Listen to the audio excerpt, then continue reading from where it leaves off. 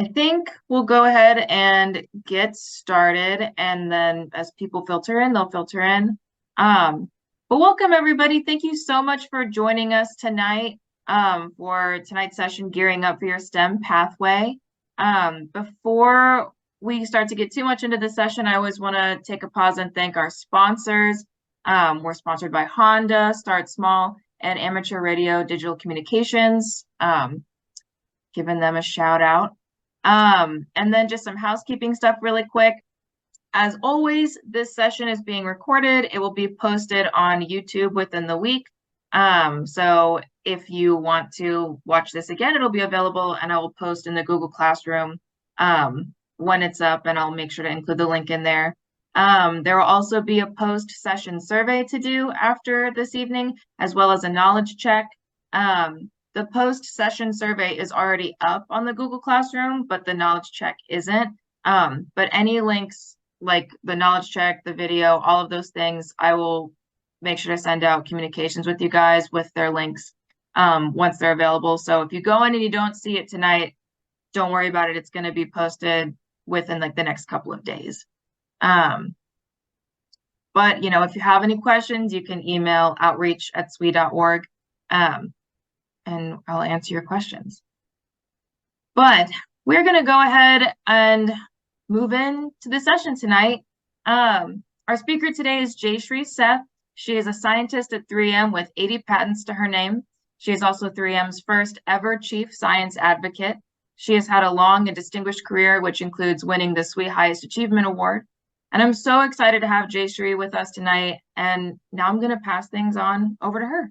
Thank you. Thank you so much. I am excited to speak to this group. It's been a while since I spoke to a mixed crowd. It's usually either college or professionals or leaders or women.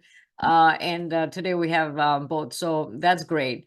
And also, I am very happy that you all sent questions. And Annalise and I were discussing what I should talk about. And then I said, I would like to understand what the questions are, and we'll see if there's any time remaining after that. Then we can do some of the other things that we were thinking. But I got so many good questions that I decided, let's just talk through all the questions. So you'll all see the answers to some of our questions that you sent in. So let's start. First things first, I have to introduce myself. And I am going to introduce myself against the backdrop of all the questions you sent in. So just at a high level, there were a lot of questions about why did you go into engineering? What is your educational journey? About the career, about the role, about the job I do, about science advocacy, and general things about inspiring and promoting women in STEM and stuff like that. So I'm going to try and go through all of these. And I've got some perspective because I've spent 30 years in this career. I don't know if you can see it. That's my 30-year ring. I was like, I want that thing. and I wear it with pride. So this is a little bit about me. So I'm originally from India. And I grew up on the campus of an engineering institution. So my dad was actually an engineering professor, and he had a PhD himself. He got his PhD in England. So as a very young child, I was there. When we got back, we settled in this town that houses a premier engineering college. So this was all in the environment, surrounded by STEM professionals. And all of us kids knew that our parents expect us to study hard, give the entrance exam, and get into that college, because then you wouldn't have to leave home. And it was very important back in the day and where I grew up that what's the point for women to leave home? Just go to the college right here and you can get an engineering degree. So to answer your question, why I got into engineering, that's kind of the answer. I didn't think of myself as the science and engineering type. I was more interested in helping people and solving problems and improving lives. And honestly, the way they talked about STEM, none of this was visible to me. So I was like, I don't want to do this. But there was so much pressure to actually do well and get into that engineering college. Now, I did not get into that college. And I thought, okay, I didn't get admission. Now I don't have to be an engineer. But I didn't realize how serious my parents were about it. I went all the way across the country and ended up in an engineering college. So I got my engineering degree. And so that's how I got there. So it wasn't a matter of interest. It wasn't a matter of skill. It wasn't a matter of talent. And it wasn't a matter of, oh my God, I've always wanted to be an engineer. I just happened to get there. And the reason why I like to emphasize that story is sometimes we don't know what future holds for us. We can plan all we want, but sometimes, embracing whatever is coming along the way and making the most of it also works out like it did for me. So then I became an engineer and I applied to US for graduate school. And the only reason why I applied is people were like, are you applying? Are you applying? Are you applying? Because I was top of the class. I always like studying hard, doing well. And I was like, fine, I'm applying. So I looked at the right-hand side and saw which had the minimal dollar value. There was a $10 college. I applied there and that's where I got admission. So a lot of people plan their lives around a certain college, a certain campus, a certain jersey, a certain football team. Again, I want to say, sometimes you just go with the flow and make the most of it. I ended up in New York and I ended up in a program that was about growing crystals in space. I didn't go to space. I didn't go grow crystals. It was all about modeling. So I sat there and modeled the growth of crystals in space. And I was like, what the heck am I doing? Like, what the heck am I doing? Is this what I wanted to do when I grew up? I wanted to help people improve lives, do something that was meaningful, and I just could not find the meaning in this.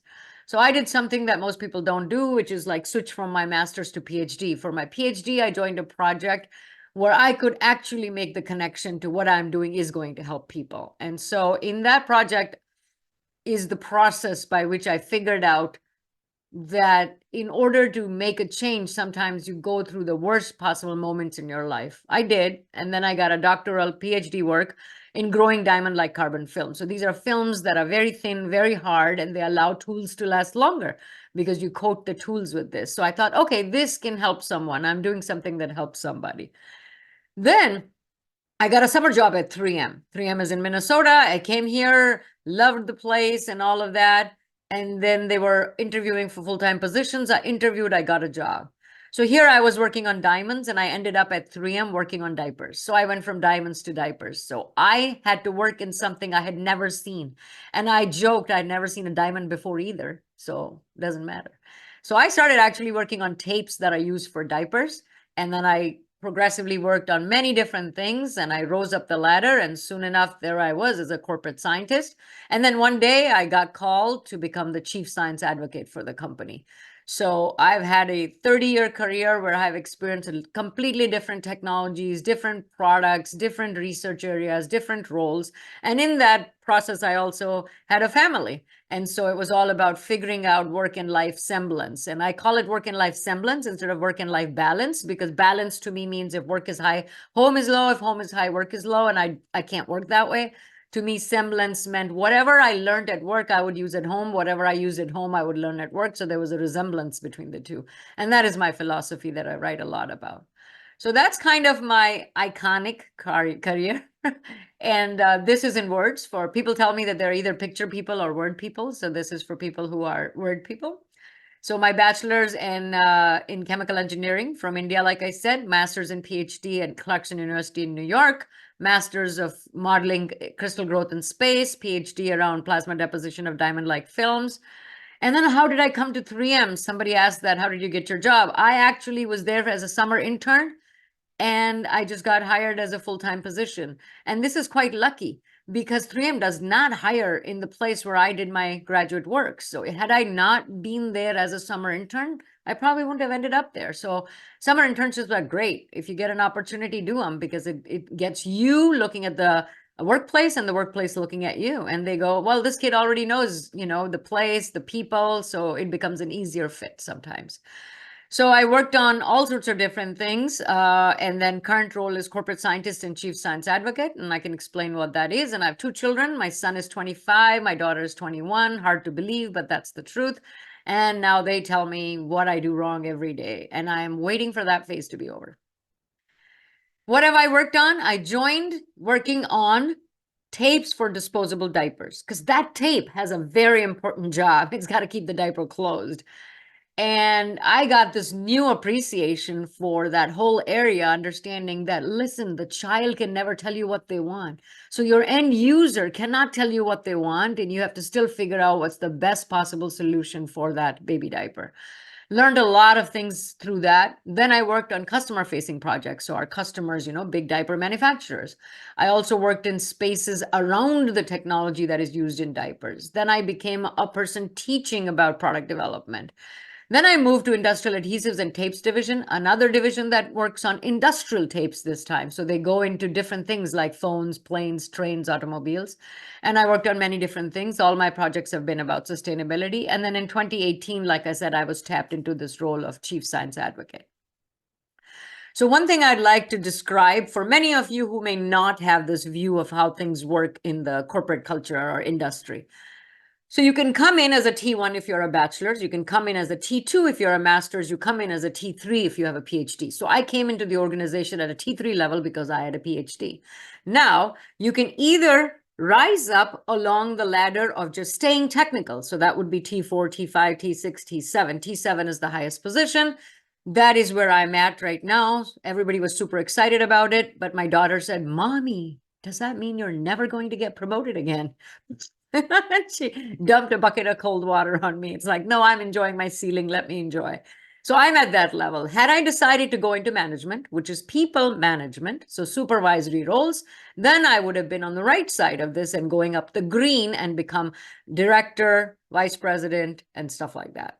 So that's kind of people management versus product development and technology development. That's how it works. And both these roles are available to people who come in with technical degrees. So if you want to be a people manager and you want to look after the strategy of the entire group and all of that, you go into management positions and you have the potential to then, as my daughter said, even get promoted more, because then you can actually run businesses. You can even become the CTO or the CEO of the company. So there's these two ladders, and these two ladders are really great at 3M because it allows you to not only decide for yourself which way you want to go, and if you want to switch around a little bit, you can. So I've been a real good beneficiary of this system. And I just wanted to let you know so you understand, because sometimes people think if you stay technical, you can't go into management. That's not the case. Everybody needs good managers, and people who understand technology, they go into management better yet. So what do I do? That was one of the questions. What does your day look like? So let's talk about that. This is about solving, because I decided to stay technical. So that means I don't have a whole group reporting to me. So I don't have to deal with a lot of people and do people management, but I have to deal with process and technology and products and customer needs and things like that. So first job is to solve problems. Well, how do you know what problem to solve? Like what specifically is the problem with a diaper tape, let's say? So you have to find those problems to solve. How do you find the problems to solve? You have to talk to the customer and try to understand what the problems are. You have to benchmark other products. You have to go to the marketplace and see what's happening and what could be made better. You develop technology. What does that mean? How can you create a new product if you don't have technology to support it? So if you want, let's say I'm going to make stuff up, green diaper tape. How do you know how to take a white tape and turn it into green? You have to develop the technology of pigments and how they are compatibilized with polypropylene, make a film out of it, and then becomes the green diaper tape. In this process, you will invent, because you'll have lots of ideas and you'll say, hey, how about we use this? How about we do that? Once you invent, you want to patent, and you want to patent it so that you can protect your invention so that nobody else can make a green diaper tape exactly the way you did. And then you've got a nice situation in the marketplace. Then you have to do bench scale planning. Okay, let's do this experiment. Let's see how green is green. How are we going to measure how green is green? How are we going to make 10 samples to show different levels of green? Now you've finalized, this is how you're going to make a green diaper tape. You're going to use this pigment. You have the technology to scale it. You have made the raw material. Now you got to plan factory experiments. And that's no joke. Nobody's going to let you take crap to the factory because you generate more crap there. So you got to have a very good idea of how to run factory experiments. Then you get your material back, you plan for data, you generate data, you analyze the data, you digest the data, you show the samples to the customer, you build your strategy around that, and you can get the product out the door. But in this process, throughout your career, you'll have to learn, you'll have to unlearn, and you'll have to relearn, because science moves fast, developments happen, technology is at a rapid pace. And so that is really important. So we read a lot, I go to classes, I go to seminars, trade show, conferences to try and keep up with what is going on in the field, right? That's how you will be relevant, if you know what's going on in the field. We do a lot of internal presentations, a lot. because there's a lot of people to talk to. This isn't graduate school or your school where you're doing your homework and you're working alone or whatever. A lot of stakeholders are involved because anything you do involves a lot of people. I also do a lot of external communications with customers, communications with supply chain, with suppliers. You can lead teams. I've led many teams. You can chair committees. So I am right now chair of our Emerging Technologies Committee. I am on the steering committee for Women's Leadership Forum, technical chapter. I served as the chair of Asian employees. So lots of opportunities, which allows you to practice your leadership skill and learn. And then I mentor, I teach, and lots of meetings. And I tell you, ever since pandemic, it's like meetings or Rama, back to back, back to back. So that's kind of what my day looks like. And I say what I do in this job is leading from my own rung of the ladder. I may not be a people manager, but I want to believe that I'm a leader. So I do whatever it is I can do from my own rung rather than this race to climb up the ladder. So a little bit about my other role, and people asked about this, what have you enjoyed about this role and stuff like that. So I'm gonna, and there were a bunch of more questions about it. So at 3M, our tagline is Science Applied to Life. And our purpose is to unlock the power of people, ideas, and science to reimagine what is possible. So science matters to us. We care about science. It is the foundational strength behind our brand. It's what ties our businesses together. And it really is what brings to life our products. So we care about science, but what does the world think about science? And that's what we wanted to know. So we did a survey because we have these three things in our sustainability umbrella. We're going to work on science for circular, science for climate, and science for community. Well, turns out when we did the survey, this is what we found. 4 out of 10 surveyed said if science didn't exist, their lives would be no different. As incredible as that sounds, this is 14 countries, 1,000 respondents per country, and 4 out of 10 surveyed said, science didn't exist, my life would be no different. 32% of the people call themselves science skeptics. In this population, 6 out of 10 said if science did not exist, their lives would be no different. So shocking. I would have never thought that. And guess what? They were taking the survey on their laptops and mobile phones. So you see what the problem is. Science is invisible. Science is underappreciated. Science is taken for granted. That's the problem. People don't realize that these phones and these cars and these airplanes and everything that we're so used to in our life, that is all application of science and decades of research in some cases. So that's when I realized, wow, here we are driving science, science-based products, excited about getting more people in science. And the general public says, science didn't exist, my life would be no different. So they asked me to be the chief science advocate. And I was like, what? Who, me? I'm like, I gotta tell you this. I never wanted to be in science and engineering. I was forced, and that's how I got there. I struggled in graduate school. I came into 3M through the back door. Do you really want me to do this? And they said, yes. And I said, okay, let me think about it. And then I thought about it. And like a good engineer, I said, okay, there's 3 things we got to do, A, B, and C. A is I can't accept what people are saying. So we have to raise the awareness and the appreciation of science in everyday lives and move people away from this apathy that they seem to feel. B is about raising, breaking down barriers and biases and boundaries and beliefs, things like, oh, I'm not a genius, I can't do science. Or science is for boys, why am I doing this? Or, hey, I'm not smart enough to do science. All those things, they are barriers and they need to be broken down. It's so funny. 2 parents who are scientists, both PhD, me and my husband, and my daughter said, Mommy, I don't want to do science. That's for geeks. So that media image, of a loner, a maverick, a evil, a socially awkward, genius, that just doesn't work for little girls or little boys for that matter. So we really have to break away from that. And finally, C is for giving the context so people can see. It's about championing and communicating in the way people can appreciate that scientists solve problems and science can help improve lives. That one is personal to me. When I was growing up, if somebody would have told me that's what the context of science is, I would have been so much more excited about going down that path. I kind of did it because my parents told me to.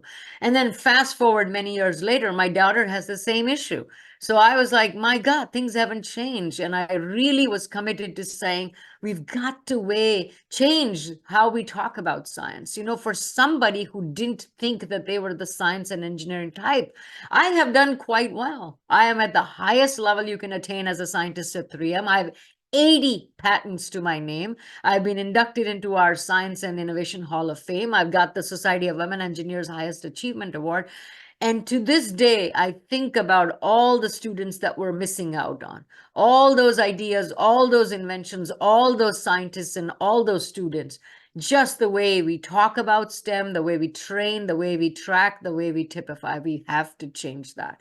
So I was excited to take this role on after, realizing what the issues are. Oh, and by the way, if you don't recognize that picture, that's me. That's the science of makeup and lighting. Gotta believe in it. I thought it was a pretty darn good picture. And my daughter was like, Mommy, you do realize it doesn't even look like you. So I was like, well, too late. I'm even on the cover of a magazine. And she's like, it's a tween magazine, Mommy, get real. And so finally, when I got this picture, that's when they thought, okay, that's reasonable. But I don't tell them I still show the other two pictures because I think they literally look good.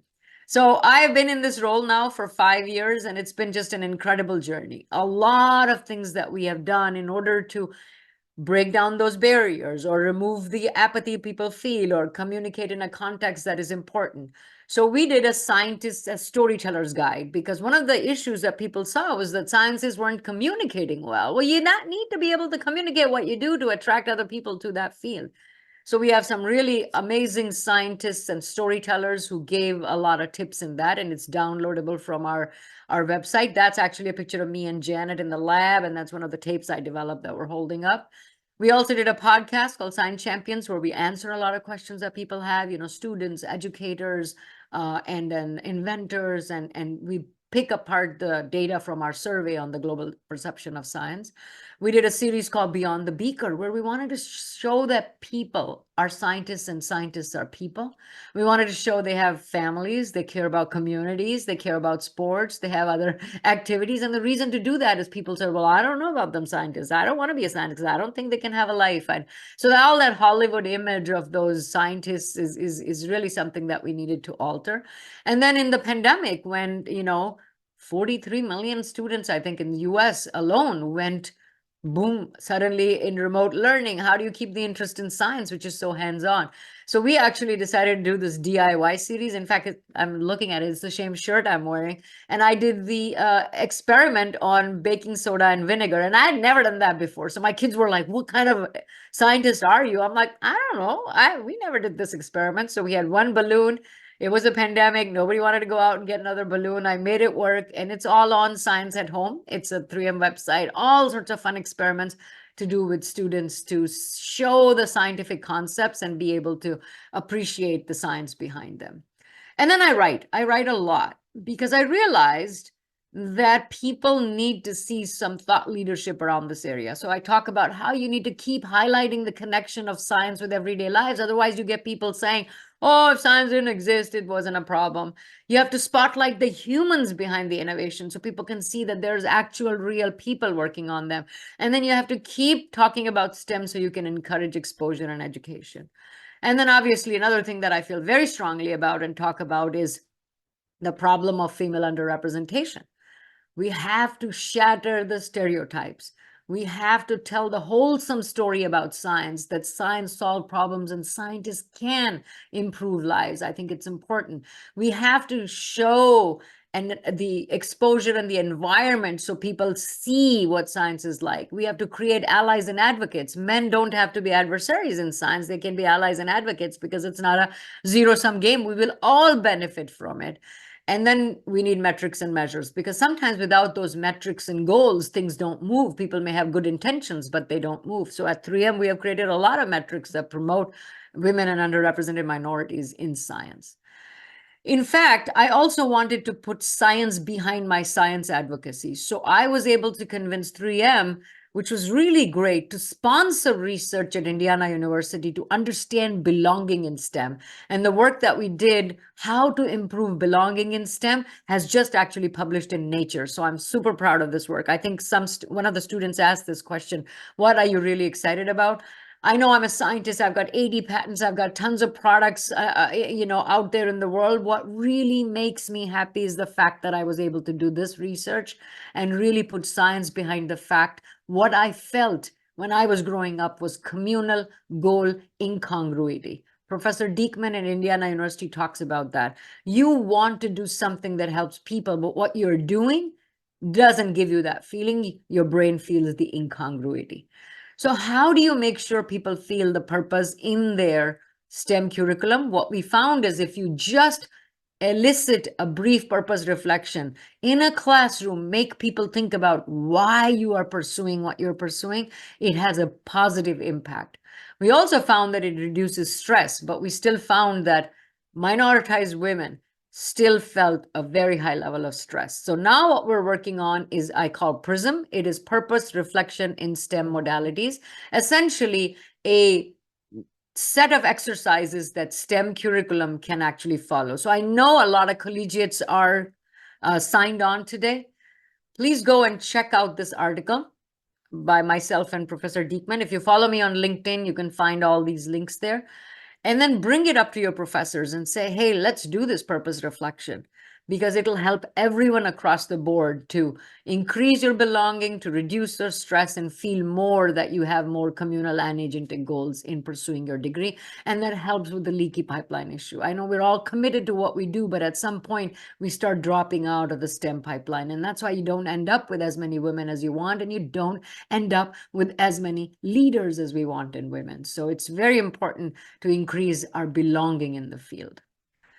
So then what else did we find out? With the pandemic, everything changed.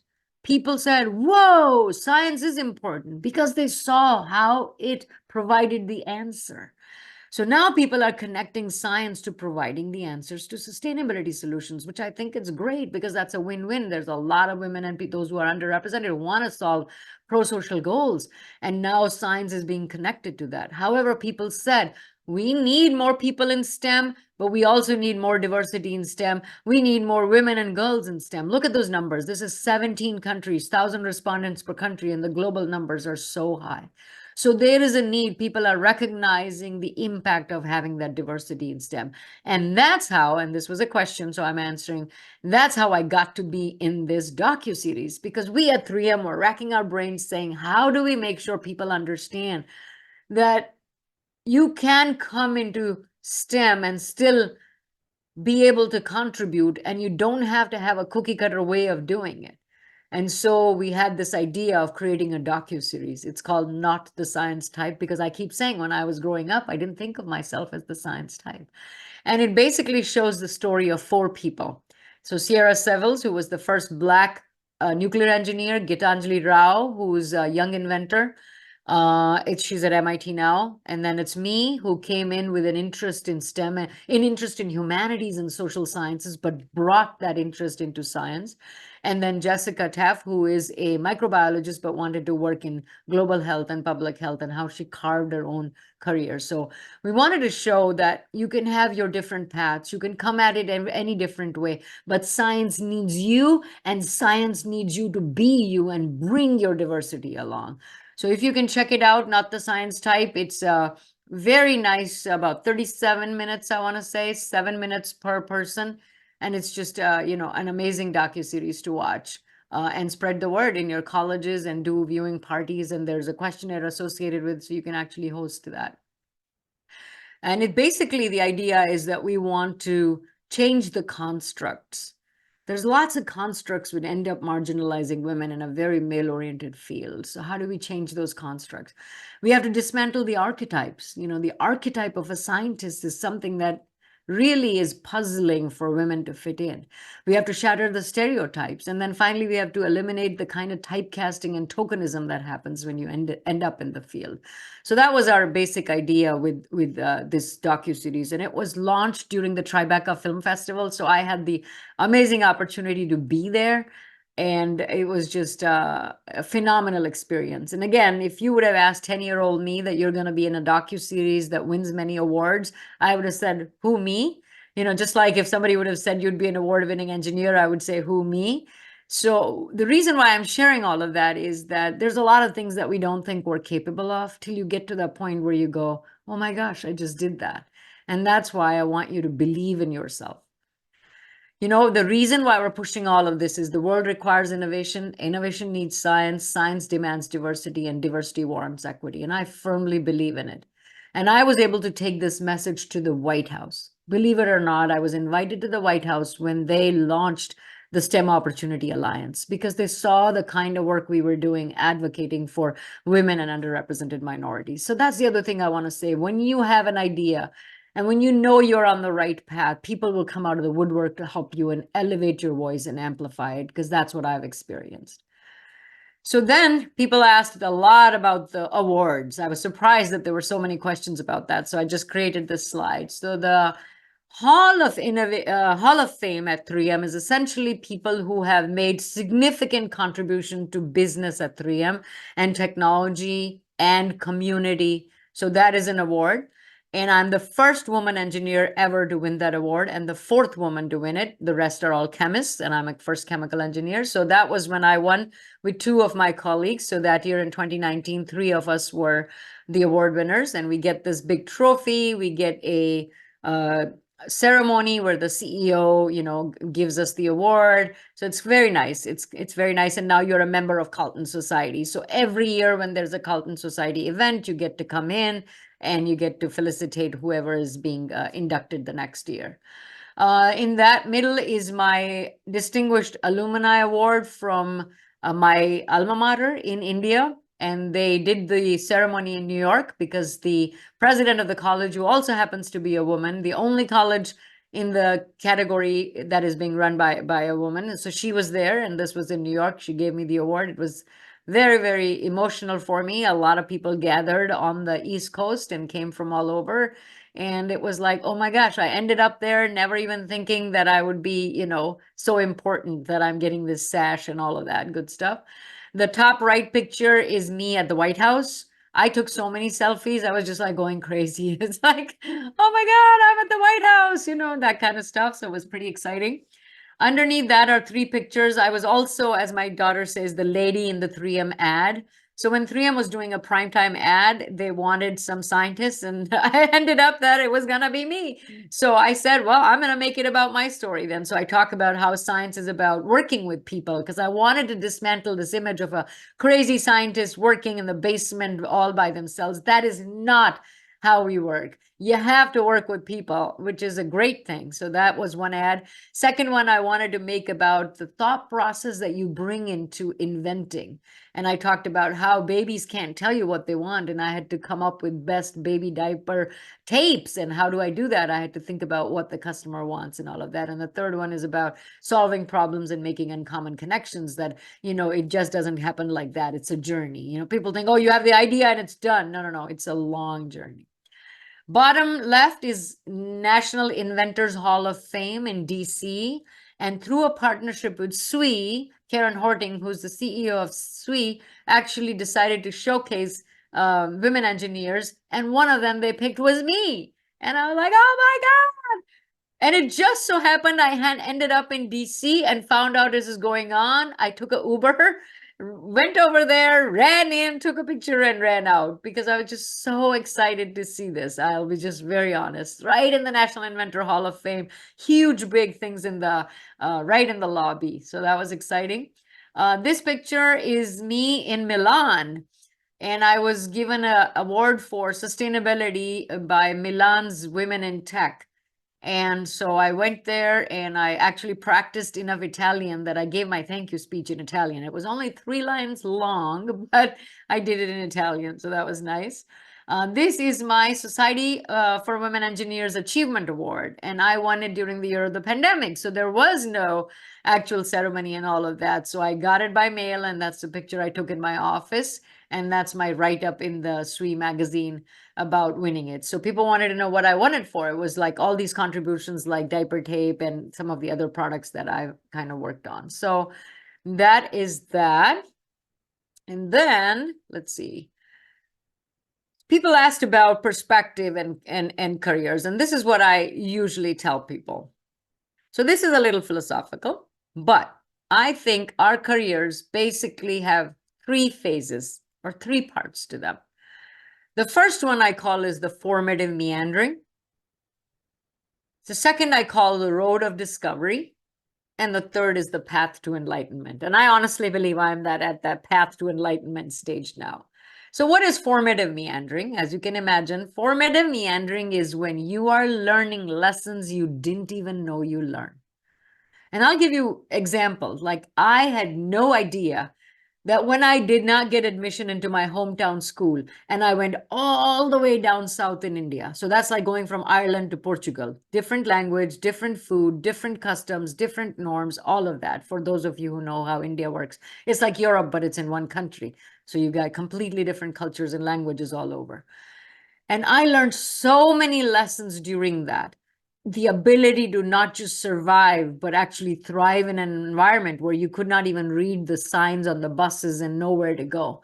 And really finding your way and learning the language, understanding the customs, the social norms, and all of that. It was a crucible experience in my life. It made me basically fearless about, dealing with change, because my mind always said, you've done it before, you've done it before, you've done it before. And that is why these are experiences. You may think, oh, why am I doing this? Or why am I doing that? And it doesn't help. You never know when what thing comes in handy. So I always like to say that it is about lessons you didn't even know you learned. Now, the road of discovery is more about yourself. We all have things that hold us back. Sometimes it's about us. Sometimes we don't even know we're doing it. But this is the road to discovery. In the mid-career, you will see, this is why I'm not doing this. Should I not? Why am I worried about this and all of that? And then is the path to enlightenment, where you want to share what you have learned because you want to tell others, hey, I had this experience, but this is how I dealt with it. So think about it this way and give perspective to others. And that's where I am, I feel right now. So the early formative meandering is about your education. And I don't mean your book education only. I mean education. The education you get by working with others, by interacting with others, by being in a different place, by playing different roles. It's all the exposure, the experiences. So it may seem like you are there just to go to school or do other things, but when you're in college, try to gain as much experience as you can. Leading, volunteering, interacting, researching, all of that will pay off as you go into your career. Because in your career, you'll have to find out what are your beliefs, what are your barriers, what are your biases, what are the boundaries you have created for yourself that are holding you back in your leadership and your ability to contribute. So really pay attention to that. And then when you are in this phase of enlightenment, I strongly recommend to think about the telescope, which is the far away in the distance, the long term, the microscope, which is what am I doing now in the detail, but also the periscope, what is not in the direct line of sight, and what is it that can be a threat, and then thinking about the stethoscope, which is the heart.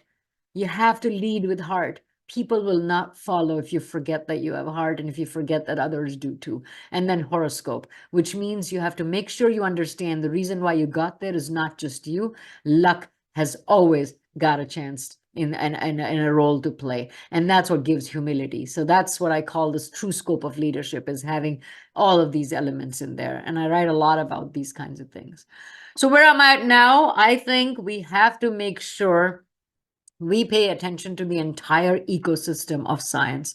And that starts with exposure and encouragement and economics and engagement and empathy and equity and all of that. So we are working very hard in my advocacy role to make sure we are contributing along the lines for all of these, because it is very important for the science enterprise. And why is that? Because the public is demanding it. Our data shows that the public says, I want the science community to reflect what public society looks like. And if society looks like one thing and the group of scientists you're dealing with look completely different, people are going to say, how do I trust you? Why do I trust you? And that's why diversity is important for the success of the field of science and technology and engineering and mathematics. So I have decided to do something about it. And I took all the essays that I've written and I compiled them into this book, which was published by SWE. So great partnership. It's called The Heart of Science, and it's about footprints, fingerprints, and imprints. And what I'm trying to say is it's not just about where you go and what you do, but also the imprints you leave in hearts and minds of others. And then all of the proceeds go to a scholarship for underrepresented women in STEM. And I wrote all of this during the pandemic because of what happened in our backyard. I'm in Minnesota, and we all know about the George Floyd killing, and it really made me go existential. What's my role in all this? Like, I'm not Black, not white, but I'm a highly, highly privileged South Asian immigrant. And it really made me compelled to do something about it. So this is what we did. And in 2021, when things started opening up, I got invited to Georgia Tech to give the Silas Ethics Lecture. And you will not believe what happened. I found out through SWE that the person who is the first scholar from the sales proceeds is going to college where? Georgia Tech. What are the odds? And so I actually got to meet her. And she's probably still thinking, who's this lady and why is she crying? But it was such an emotional experience. But what I learned is one person can make a difference. One person can make a difference because others joined. All the others who bought the books joined, and we were able to sell enough to give a scholarship to someone and hopefully change their lives. I still feel emotional about that. And my ride back, I texted to my husband and I said, I can't stop here. I got to do more. So that's how the second book came about, and it's called Engineering Fine Print. And this is more about feelings, identities, needs, and emotions. It's about transitions that we all need to have, reflections that we all need to make so that we can all take action. And that's what this book talks about. And so now I am so excited to let you know that 4 scholars are being supported through my scholarship with SWE. And it's just incredible. And I think Annalise confirmed for me that you all will be getting a copy of one of the books. So I'm super excited. Read it. Let me know what you think about it. And I'll tell you, I'm working on the 3rd one. There's going to be a trilogy, the final one, and we hope to release that before Chicago, so you all get a chance. So buy yours, bring yours to Chicago. I'm going to be there, and I'm happy to sign for anybody who wants a signed copy. This is great to learn important lessons that we all think one person can't make a difference. Yes, you can. Yes, you can. Yes, you can. And I have lived it, so I have to let you know that. So when people say things are about talent and intellect and curiosity and knowledge, I say absolutely. All of those things help. But really what is also important is the fine print. It's talent and tenacity. You're not going to do much with your talent if you're not tenacious. You have to have intellect, but that intellect will go waste if you don't take initiative. You can be curious, but if you're not creative, you're not going to be able to take those ideas further. And it's not just book knowledge, it's a know-how about how to get stuff done. So this is one of the frameworks that is going to be in the book, and we'll talk about how to develop these different things. So we're going for a worksheet type philosophy in the 3rd book. So I'm super excited about that. If you want to know my story, please go on YouTube and search TEDx. And this was last year. And I talk about how I had to reframe my purpose, reframe my story and my why in order to make sure it matches with my purpose, and how I was able to succeed in STEM and go from not the science type to chief science advocate. So follow me on LinkedIn, and I post a lot about these kinds of stuff. And with that, thank you so much for listening to me just jabber away. But I love to say, be good, work hard, because that's what my parents told me. My dad would always say, work hard. My mom would always say, be good. And you know what? It's genius of parenting, because I never know if I'm being good enough or working hard enough. So I added live well to it so that I can have some balance with that. So with that, I don't know, Annalise, where we are with time. If there are any questions that I did not answer, I think I answered every question. I answered the questions about purpose and creating inclusive environment. What are the different awards? Why I chose STEM, perspective on career. I think there was one question, very specific question. I'm interested in this and I'm interested in this as well. How do I make a decision? And that's a tough one. The one advice that I would have is try to shadow somebody in both the roles and ask them, if you can't shadow them, what is your typical day like? And ask them to connect you to someone else, and then ask, what is your typical day like? And then try to see which resonates with you more. But I tell you, with the two things you had offered, I think it was engineering and dentistry, you can't go wrong. You can do dentistry and you'll be able to do the engineering piece if you come up with an idea for an instrument. And if you do engineering and biomedical engineering, you can always help with dentistry. So it's not like too far. I know the fields sound so far apart because that's the way we think, but I always like to think in terms of commonalities rather than differences, and it makes it so much easier to navigate. So with that, I will stop sharing and hand it over to you, Annalise. Yes, thank you so much, Jayshree. That was really, really wonderful. And to answer you had mentioned earlier about the books, you all will be getting a free book of the first edition. And that's in the process. There was like some shipping, purchasing weirdness that happened, but it's getting sorted out. So you guys within the week or so should be getting that copy. But well, I think we have a little bit of time if anybody has any questions after seeing the presentation.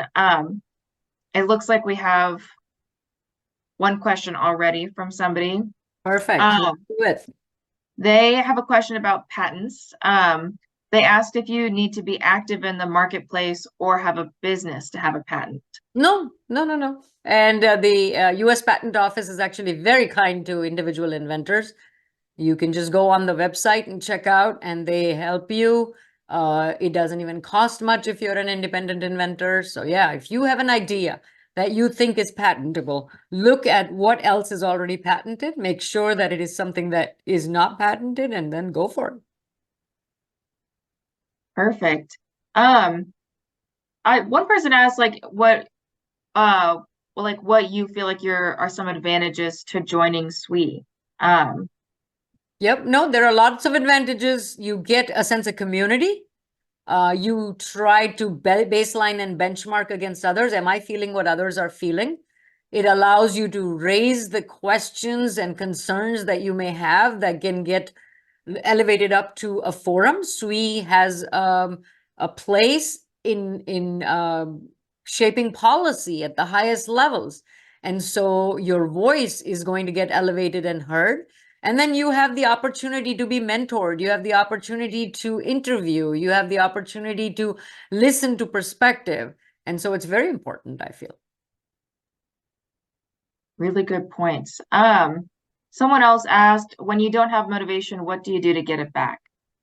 You have to figure out why you don't have motivation and what it is that can get you motivated. And whatever it is that you can get you motivated, do that. Do that for a while and get that sense back. And that's when you'll be rejuvenated to go into whatever it is that you need to do. It's okay to give yourself a little bit of a break from the things that you'd feel like you're not motivated about and go do something that you feel motivated about.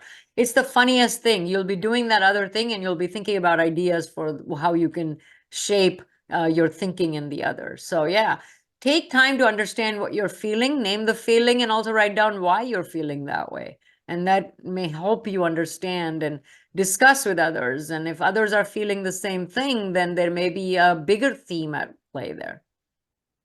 I think that's such a good point. I feel like sometimes there's like an idea that if you are struggling to be motivated about something, that you just need to like keep pushing yourself to do it. And I think sometimes you really just need to like step away, take a break, before coming back to it. Yep. Danielle asked, is the dual ladder philosophy common to many STEM companies or is it unique to 3M? Very good question. I think a few companies have that. The large corporations, they have that. In many European-led companies, you don't have that yet. In some places, you have it in name, but in 3M, you have it in real earnest sense. The prestige is there at the same level as the prestige of a people manager. So we really excel at that. But yes, many companies do have that because everybody understands that you want senior technical employees who are just experts in what they do rather than doing people management. So there's a balance that's needed.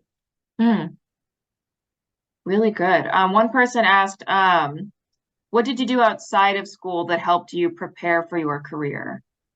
Actually, when I was growing up, we didn't have as much opportunity as you all had.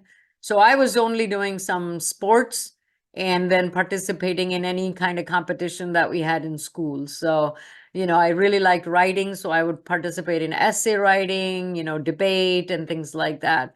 And I think all of that helps. The ability to play team sports helps. The ability to participate in things and figure out what to do to win and how to behave when you lose. All those kinds of things are very important and carry throughout your life. I also liked participating in plays and things like that. So whatever at little levels that we did, I participate in all of that. And it just rounds you out nicely. No, I think those are some great points. I know a lot of students in here, I think from when we did a vision board activity, I think there's a handful of you all kind of have some crossover with being like participating in the arts. And so I think it's always nice to see people that have just like a mixed background in that. I think sometimes there's pressure that you have to either pick something like science or math over the arts, or like you can't have both. And I think it's always nice just like to have a Yeah. reminder that you can do both. Yeah. I tell people, I say I can give you the real spiel, the real shtick is STEM, science, humanities, technology, engineering, and math. I attribute my entire success to the fact that I am so tuned into human perception, communication, collaboration, social science, psychology. That is the reason why I'm successful. Not because I always wanted to be the science and engineering type. No. And that's why people think, oh, those skills are not needed. Those skills are crucial. Nothing we do is done without collaboration. No idea that I have, I can champion for if I don't have storytelling skills. If I can't pull a compelling narrative and convince myself, how am I going to convince others to do something that I'm suggesting? In order to be able to crystallize your idea, communicate it, collaborate with others, inspire others, there's a lot of skills that are needed that come from social science, philosophy, psychology, and things like that. So the more exposure you have, the better you're going to be at what you do. Yeah, I think that's a really, really good point. Similar kind of to the motivation question, someone asked how you fight burnout. That is a very interesting question. So everybody has different levels of capacity, right? And so you have to figure out what's your capacity and make sure that you don't run up against it all the time because it can't be sustained. So will there be periods where you'll have intense work? Yes. But you have to make sure that it is followed by a period where it's not as intense, because otherwise then you've got this sense of why am I doing this, etc. Now, in my case, one thing that has happened is this chief science advocate role creates a situation where I have to work a lot because I've got all these other jobs, other things I'm doing, as well as this, but I feel like I'm doing it for the betterment of others. And that sense of purpose takes away from my sense of burnout. It's very strange, and I don't know if I'm making sense. But when I think about the more I do this, the more maybe the books will sell, maybe the more students will get educated. I feel like that's worthwhile. That's worthwhile. And so I don't get that sense of burnout. So somehow making it connected with your purpose helps also. But taking care of yourself is also important. So I like to cook, so I take creative energy and do that. And I can be thinking about anything. Or I like to make sure I go for a walk every day. Even if it's short, I like to go out, even if it is minus 30 degrees. And yes, I'm in Minnesota and that happens, but I still go out. And so those are the kinds of things you can build into your sort of daily habits so that you can prevent that sense or feeling of burnout. I think that's some really good advice, especially with like integrating it on a daily level, opposed to like waiting until the burnout has happened and then trying to figure out what to do. Becky asked, what are your thoughts on considering prestige/reputation during the college search or small school versus large school? Any other advice about choosing a college as someone who is in the professional engineering space? Yeah, so I told you my story, right? I mean, I never chose anything. I ended up where I ended up. I picked the graduate school based on the application fee. I picked my workplace because I didn't pick it. I was just as a summer intern. So I am of the belief that wherever you end up, whatever is in your destiny, do the best you can. because that's the only thing that you control, is how good you can do at something. Having said that, I would say there are certain things that you want to think about in terms of your learning, not just your education, but what is it that I can learn? Who can I interact with? What are the kind of people that end up at these colleges? What are the opportunities I'll have with the interests that I have? You know, those kinds of things are some good things to think about. I don't think in terms of prestige and others, I did not go to any top colleges, but here I am at the top of my game. So to me, it's not that big a deal where you go, but what you do with it is important. Did you enrich your journey by stepping outside of your comfort zone, doing well in your classes, taking leadership roles, getting all those experiences in a fairly controlled and safe environment before you end up in the workplace? Now, if it is that you like more hands-on, which are the schools that can do more hands-on? If you like more research, which are the schools that support research? You know, those kinds of things. But again, you may not know any of this, and I didn't. I know the kids are a lot smarter than I was back in the day, but I didn't know anything about myself, right? Literally till I stepped outside of my home. But you all know a lot more about yourself and see where you should push, where you are trying to pigeonhole yourself, saying, I'm only interested in this. Take something that you have no interest in, try to master it. And I tell you what, if you do that early age, when you get to your career, people will see the light in you, where you go, okay, so we're going to take it on. What is the issue? Rather than saying, oh, I don't want to do this, I don't want to do that, I can't do this, I won't do that. So start getting into that practice, even in high school, of doing things that you don't like, and figure out how you learn to like something about it once you learned about it. So I think those are very important questions, as opposed to where you end up. I think that's a really, really good point, especially like just focusing on what you have control over, which is like how you work, how you decide to, effort you decide to put in while at school. I think that's really great. I think we have time for like one more question. Christina asked, how do you explain complex scientific concepts to people who don't have any background in science? Yes, it's a very interesting question. We deal with it a lot because in our 2021 global survey, the big thing that came out was misinformation and disinformation, and how to make sure you explain those kinds of concepts. So the way to understand what people know or don't know as a baseline is also very important. So you start at the very basic level and say, you may already know this, but I'm just repeating this so that I can, when I get to the other concepts, it'll make sense. So get to the very basic first, and then talk about the journey that the scientists have taken to get to the understanding. The one thing that people don't like is saying that science is a fact. Science is just the most provisional knowledge you have about a topic. And tomorrow, if new data becomes available, it will be changing again. And training people to think that way is way more important than the particular concept. So the way you have to talk about it is not like this is gospel. You have to say, this is the most provisional knowledge to the best of our ability that we know right now. And then explain what the concept is, because people get their defenses up when you try to tell them that this is what it is and it's categorical and science says so. Well, science itself is a very iterative process, and the idea is to have hypotheses and prove or disprove it. So you got to use a lot of social science and not evoke the flight and fight instinct in people when you're talking about it. No, I think that's really good advice. I think that's maybe one of the first times that question has been asked. So really, really great.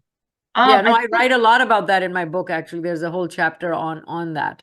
And a lot of interesting things that I found as I started looking into science communication and how to talk about these things, and how to take metaphors and analogies and make it very relatable. If it's not relatable, you lose them. If you start with data, you lose them. So that's the important piece of it. Yeah, no, I think that's great advice. I think that's about all the time that we have for the Q&A. But if anybody has any questions that didn't get answered in this point in time, you can always send them to outreach@SWE.org, and I can pass them along to Jayshree. But thank you so much for joining us. This was such a great talk, so informative. You have such I feel like just a lot of different experiences than we've had other speakers have in the past. And so just a really great talk, and I appreciate you being here to speak with us. Thank So you. Thank you for the opportunity. All the best to all y'all. Please make sure you fill out the survey because I'm always very interested in knowing how it resonated. What else should we be talking about? What are the questions on your minds? And I hope to see you all in Chicago, at least the collegiates and maybe some of the new engineers that we may have. So thank you so much.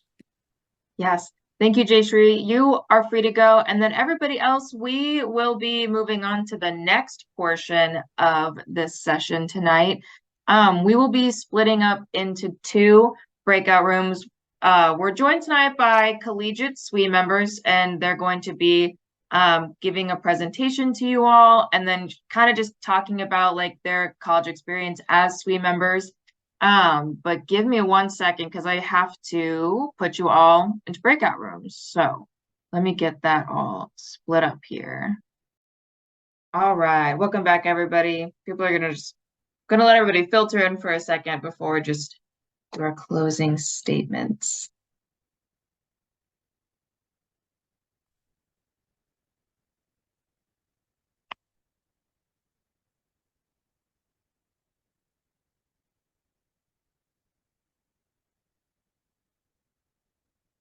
Okay.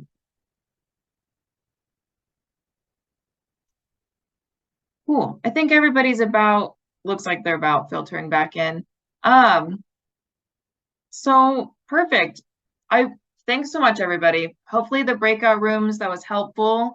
Hopefully it was like a nice experience to get to talk to, SWE members who are in college. I know like as you all are in high school and then getting closer, to going on to secondary education or college, like I just know like at that point in time, you're always wanting as much insight and information that you can get.